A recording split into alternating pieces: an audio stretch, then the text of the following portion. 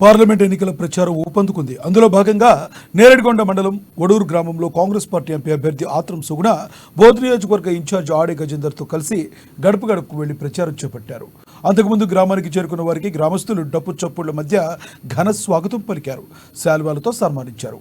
ఈ సందర్భంగా సుగుణక్క మాట్లాడుతూ రాజ్యాంగబద్ధంగా దేశాన్ని పాలించే శక్తి కాంగ్రెస్ పార్టీకి మాత్రమే ఉందన్నారు. కాంగ్రెస్ పార్టీకి ఓటు వేసి తనని గెలిపించాలని అభ్యర్థించారు. మార్గ మధ్యలో ఉపాధి కూలీలతో మాట్లాడిన సుగుణక్క కేంద్రంలో కాంగ్రెస్ పార్టీ అధికారంలోకి రాగానే 400 రూపాయలు కూలీ పెంచుతామన్నారు. పేదలు, బడుగు బలహీన వర్గాల అభివృద్ధి, సంక్షేమమే కాంగ్రెస్ పార్టీ యొక్క లక్ష్యమన్నారు.